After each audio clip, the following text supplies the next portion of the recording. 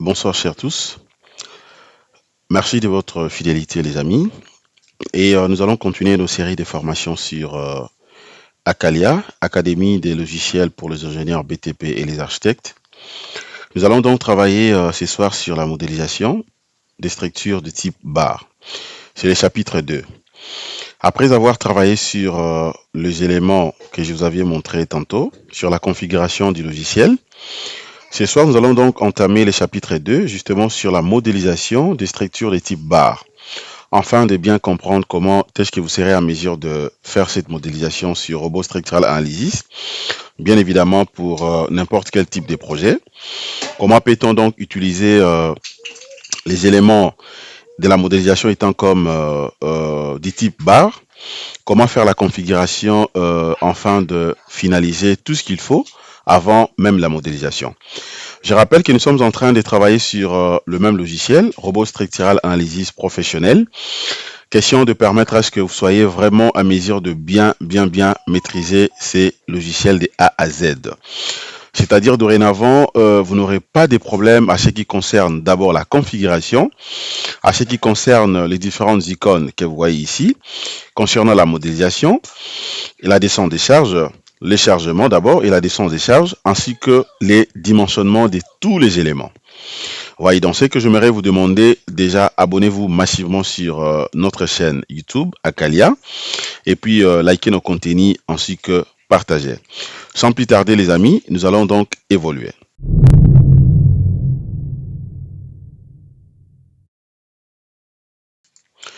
Pourquoi c'est important de maîtriser les chapitres 2 sur la modélisation des structures de type bar? Comme vous le savez très bien, sur le logiciel Robot Structural Analysis Professionnel, donc vous ferez face à d'autres types de structures, bien évidemment, de type bar, notamment comme des poutres étant éléments fléchis, tout comme des colonnes ou bien poteaux, et dont le matériau que vous allez utiliser, ça sera donc de type bar. Lisons d'abord ensemble avec moi. Comme je l'avais dit tantôt, cette formation est subdivisée en deux parties. Nous allons d'abord voir la partie théorique, ensuite on passera à la pratique. Qu'est-ce qu'on nous dit ici? La configuration du logiciel étant terminée, comme je l'avais dit, le titre de la structure devient notre deuxième objectif. Mais hélas, pour mieux étudier une structure, il est impératif que celle-ci soit représentée schématiquement, d'où l'intervention de la modélisation. Par définition, la modélisation est une représentation schématique des éléments porteurs d'une structure. Celle-ci est faite afin de permettre à l'utilisateur d'appréhender correctement donc la forme de sa structure et ainsi éviter toute forme d'erreur. Pour atteindre justement cet objectif, une modélisation doit être aussi simple que possible. Cette représentation schématique s'effectue sur la zone graphique en ayant justement à l'idée que celle-ci, la zone de dessin, est parfaitement graduée grâce à des grilles ou à la grille et à la règle. Cette graduation est faite dans une unité de travail dont le paramétrage est nécessaire. Donc cela revient à dire quoi?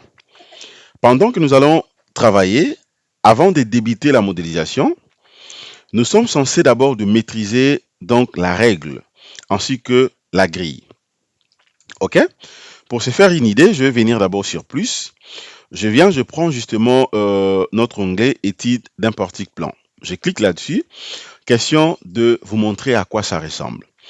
C'est-à-dire que ce qu'il faut noter, c'est que déjà dans la configuration qu'on avait faite tout au début, nous avions déjà une idée à ce qui concerne l'unité que nous sommes en train d'utiliser ici, bien évidemment entre les lignes, ok, justement de la grille, mais aussi de la règle, pour ne pas s'embrouiller. Parce que déjà, dorénavant, si par contre est que tout au début, vous n'avez pas donc commencé par la modélisation, c'est-à-dire quoi, par la configuration, et que l'ingénieur n'a pas la précision à ce qui concerne, ok, par exemple les deux points ici, ok, les deux points ici, de la grille, ça fait à peu près combien de mètres, ou soit combien de centimètres, eh bien là, c'est pas évident d'évoluer. Par exemple, dans notre cas ici, si par contre que je vais checker, je peux venir ici, je prends outil, je prends rapidement et ma cotation, ok, je clique sur le premier point, Le deuxième point de l'autre côté, et puis je descends avec ça, je clique de l'autre côté. Alors là, je me rends compte que entre deux points, j'ai une portée justement d'1 mètre. Vous voyez, donc 2 points représentent bien évidemment 1 mètre. Et donc déjà, je sais très bien en esprit que si par contre que je prenais 3 points, ok, ou bien prenons par exemple 4 points, c'est-à-dire 1, 2, 3, 4, je clique là-dessus, je descends, normalement je dois avoir une portée de 3 mètres. Exactement, c'est 3 mètres. Donc c'est ça l'importance justement des pointillés qu'on appelle justement la grille ou les pointillés liés par rapport aux grilles ou grillage. Voilà, donc ça dépend. Et de l'autre côté, maintenant, c'est justement la règle. La règle, c'est te donne également la précision de pouvoir mieux coter, mais aussi de pouvoir mieux identifier en fait la délimitation du projet. Alors, je vais d'abord m'arrêter par là. Étant donné que tout est assez clair, je vais rentrer rapidement ici, question d'évoluer. Le point D1, c'est maintenant la configuration du projet ou de l'affaire. Les amis, il est à noter que il faut bien comprendre tout ce que je suis en train de faire, à ne pas confondre. Depuis qu'on avait commencé cette formation, comme je l'avais dit, c'est une formation pour les débutants. Donc, j'aimerais vraiment être beaucoup plus précis. Donc, je vais vite d'aller un peu rapidement, question de permettre à tout le monde de maîtriser tout ce que je suis en train de faire. Le point 2.1, c'est la configuration du projet ou de l'affaire. C'est différent de l'autre configuration qu'on avait vue précédemment. Alors, qu'est-ce qu'on nous dit ici? Après la configuration du logiciel qu'on avait déjà vu, il est donc impératif de configurer son projet. Vous voyez? Donc, ce qu'il faut noter, les amis, dans Robot, il y a deux principaux configurations qu'on fait avant de débuter un projet. Il y a d'abord ce qu'on appelle la configuration du logiciel et deuxièmement, il faut faire ce qu'on appelle la configuration du projet ou de l'affaire. Je reprends. Dans Robot, nous avons deux grands types de configuration. Il y a d'abord la configuration du projet qu'on avait déjà vu. Deuxièmement, il y a ce qu'on appelle également la configuration du projet ou des logiciels. Ok, donc du projet bien sûr ou de l'affaire. Donc, cela revient à dire quoi? Si par contre que je vais évoluer avec la configuration, regardez comment je vais procéder. Et donc la procédure est très simple. Donc il suffit d'aller sur le menu déroulant, vous cliquez sur l'onglet outils et ensuite cliquez sur préférences de la tâche ou de l'affaire. Voilà ce que vous allez obtenir en termes d'informations. Donc vous aurez directement ce petit tableau. Dedans, vous avez donc la possibilité de configurer les unités et formants. Le matériau, catalogue, la norme de conception, analyse de la structure, ainsi que paramètres du travail, voire même le maillage. OK? Donc, c'est très simple. Et à part ça, maintenant, qu'est-ce qu'on nous dit ici? La boîte de dialogue permet justement une configuration complète du projet. Celle-ci prend les éléments suivants, les unités, le matériau à utiliser, bien sûr, la norme des conceptions et des pondérations, ainsi que les types d'analyse, et puis le paramétrage ou le paramètre du travail. OK? Et voir même les types, justement, de maillage à faire. Regardez ici, il y a quelques illustrations en termes d'informations ou en termes de tableaux. OK? Comment procéder? Donc, c'est très simple. Ce qu'il faut noter, c'est que cet onglet est très important. C'est vraiment important. Pour ce faire, c'est très simple. C'est question de venir ici. Donc, je viens sur et à ce niveau, je vais d'abord enlever d'autres éléments. Je clique sur Nouveau projet et puis je vais cliquer sur Étude d'un portique plan. Je clique sur Non. Enfin, d'enlever mes cotations rapidement. Voilà, donc je vais patienter juste un tout petit peu là avant de passer à la configuration de l'affaire ou du projet. Voilà. Maintenant, je viens là, je clique sur Outils. Je descends rapidement. Au lieu de prendre Préférence tout simplement, je prends Préférence de l'affaire ou bien Préférence de la tâche. OK? Parce que je suis en train de faire la configuration du projet. Je clique une seule fois. Voilà ce que j'obtiens. Alors là-dedans, maintenant, j'ai la possibilité de faire le paramétrage comme je vais. Si par contre que je vais modifier les unités et formants, OK, vous avez tout ce qu'il faut. Là, c'est les dimensions. Ok, donc j'ai la possibilité d'obtenir quoi, de modifier les dimensions en termes de la structure. Si par contre que vous voulez travailler en mètres, comme moi c'est en mètres, ok, donc je peux laisser dimension le mètre, dimension de la structure mètre, dimension de la section centimètre, caractéristiques de la section, je garde également centimètre, et ainsi de suite. Vous avez donc l'assemblage acier et tout ce qui va avec. Concernant la force, vous pouvez modifier à partir de là. Si par contre que vous voulez travailler avec les newtons, donc c'est question de cliquer ici. Vous venez, vous prenez l'unité qui vous convient. Voilà, pour le moment également, c'est la même chose. Ça sera soit kilonewton multiplié par mètre ou newton multiplié par mètre. La contrainte également, donc vous avez la possibilité de modifier tout ce que vous voulez. Autres également, ok, c'est concernant bien évidemment les déplacements et les angles.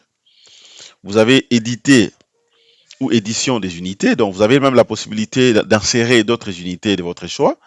Ok, modifier les coefficients si vous voulez. Mais ce qu'il faut noter, c'est que si par contre que vous modifiez les coefficients, il faudrait vraiment être précis hein, dans ces questions de maîtriser aussi les calculs des structures à la main pour ne pas rajouter n'importe quoi. Et donc là maintenant, ça c'est les matériaux. Matériaux, ici vous avez donc HeroCode. Ok, c'est bien évidemment les matériaux utilisés. De l'autre côté, concernant bien évidemment l'acier et tout ce qui va avec. L'autre catalogue, je peux cliquer à côté. Donc vous avez les types de profilés, charge par convoi et tout ce qui va avec. Voilà. Alors là maintenant, c'est la norme des calculs. Ok, ou bien évidemment les normes parce qu'il y a plusieurs. Il y en a plusieurs. Donc concernant les normes de conception, dès que vous cliquez à côté, vous allez remarquer que là, c'est justement la norme HeroCode. OK? Parce que j'étais en train de dimensionner ou de faire une étude d'assemblage d'une structure métallique. Raison pour laquelle vous voyez que je travaille avec HeroCode. Mais si par contre que vous voulez travailler avec les bétons armés, ça dépendra de vous. Soit vous continuez avec la norme qui vous convienne. Par contre, si vous voulez travailler avec Bayel, c'est question de cliquer ici. Vous modifiez la pondération. OK? Je descends. Vous pouvez modifier la pondération. Prenez par exemple Bayel 91. OK, charge de neige et vent. Vous pouvez modifier également. OK, ça dépend justement, bien évidemment, de vous. Vous modifiez. Et puis la charge sismique également.